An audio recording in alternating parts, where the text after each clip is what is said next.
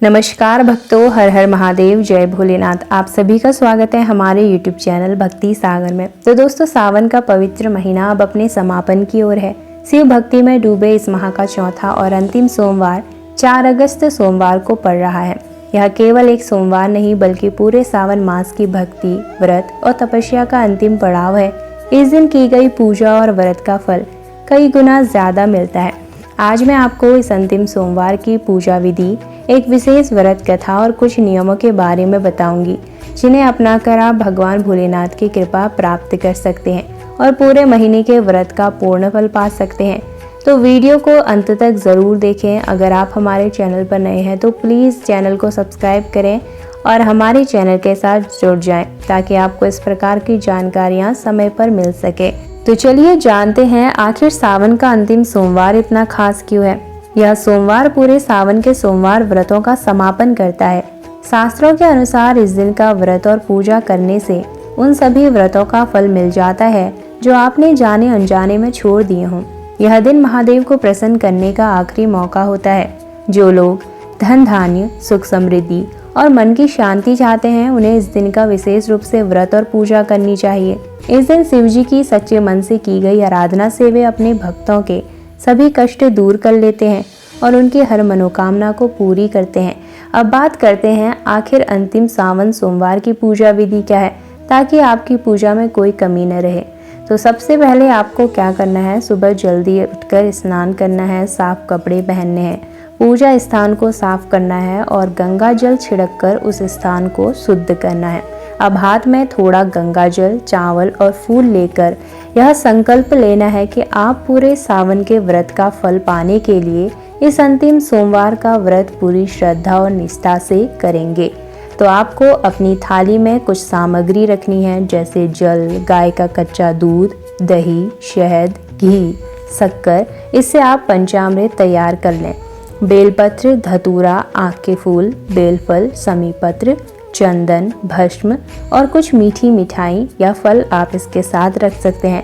साथ में धूप, दीपक और माचिस भी रख लें। सबसे पहले आपको शिवलिंग पर शुद्ध जल अर्पित करना है। इसके बाद दूध, दही, शहद, घी और शक्कर को मिलाकर बने पंचामृत से आप शिवलिंग का अभिषेक करें। अभिषेक करते समय ओम नमः शिवाय मंत्र का लगातार जाप करते रहें।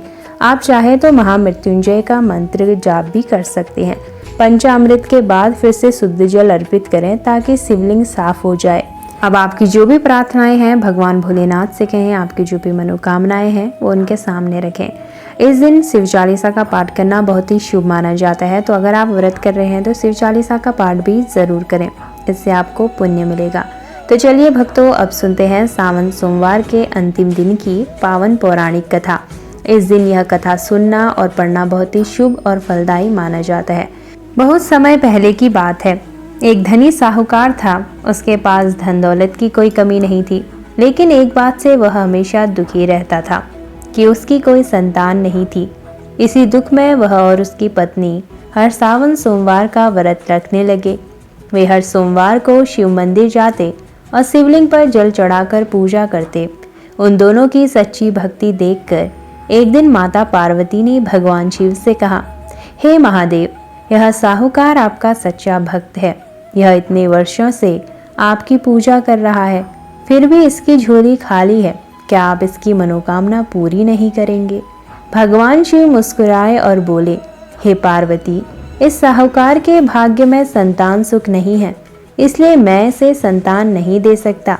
लेकिन माता पार्वती ने बहुत आग्रह किया और कहा, यदि आप इसे पुत्र प्राप्ति का वरदान नहीं देंगे तो कोई भी भक्त आपकी पूजा नहीं करेगा। माता पार्वती के आग्रह पर भगवान शिव ने साहूकार को एक पुत्र का वरदान दिया, लेकिन साथ ही कहा कि तुम यह पुत्र केवल 16 वर्ष तक ही जीवित रहेगा। साहूकार ने भगवान शिव का धन्यवाद किया और कुछ समय बाद उसके घर एक पुत्र का जन्म हुआ। जब पुत्र 16 वर्ष का हुआ तो साहूकार को भगवान शिव की बात याद आ गई। उसने बेटे की शादी करने से मना कर दिया और उसे काशी भेज दिया। काशी में साहूकार का बेटा शिवजी की पूजा अर्चना करता रहा। एक दिन वह शादी के लिए जा रहा था। उसने एक लड़की से विवाह किया तभी उसकी अचानक मृत्यु हो गई। लेकिन उसकी सच्ची भक्ति और सावन सोमवार के व्रत के पुण्य के कारण भगवान शिव ने उसकी भक्ति से प्रसन्न होकर उसे दोबारा जीवित कर दिया। साहूकार का बेटा अपनी पत्नी के साथ खुशी खुशी घर लौट आया। इस कथा का सार यही है कि जो भक्त सावन सोमवार का व्रत सच्चे मन और विश्वास से करता है, भगवान भोलेनाथ उसकी हर मनोकामना को पूरी करते हैं, चाहे वह भाग्य में हो या नहीं। इसी प्रकार एक निर्धन ब्राह्मण दंपति शिव भक्त थे।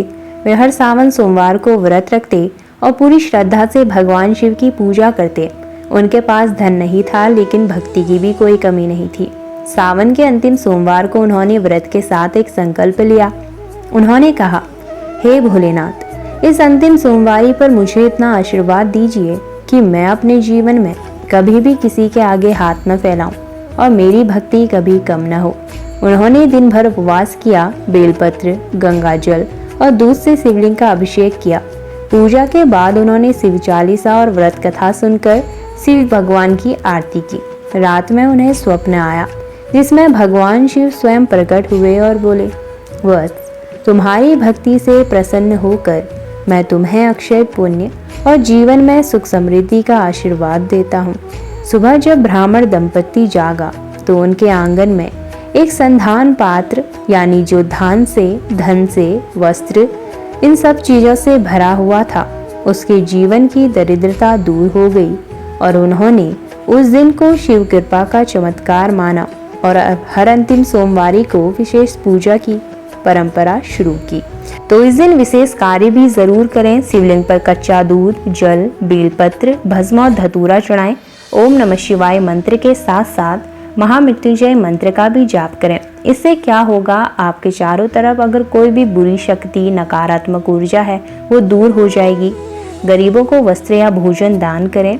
और मैं सजेस्ट करूंगी कि अगर आप सावन सोमवार का व्रत कर रहे हैं या आखिरी सोमवार का भी व्रत कर रहे हैं तो शिव चालीसा का पाठ जरूर करें। यह बहुत ही फलदायी होता है।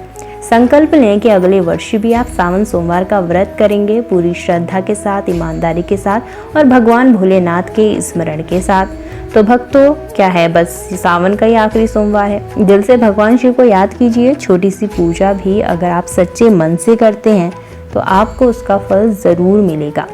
शिव जी की कृपा आप पर, वो आपके समस्त परिवारजनों पर बनी रहे, बस ये हमारी कामना है। अगर आपको वीडियो पसंद आए तो वीडियो को लाइक व शेयर ज़रूर करें। अगर आप हमारे चैनल पर नए हैं तो प्लीज़ चैनल को सब्सक्राइब करना ना भूलें। साथ ही बेल आइकन ज़रूर दबाएं ताकि आपको हमारी हर नई वीडियोस की जानकारी सही समय पर, सही त्यौहार पर मिल सके। तो कमेंट में हर हर महादेव ज़रूर लिखें, अपनी राय ज़रूर रखें। तो फिर मिलते हैं अगली वीडियो में। जय भोलेनाथ, जय महाकाल।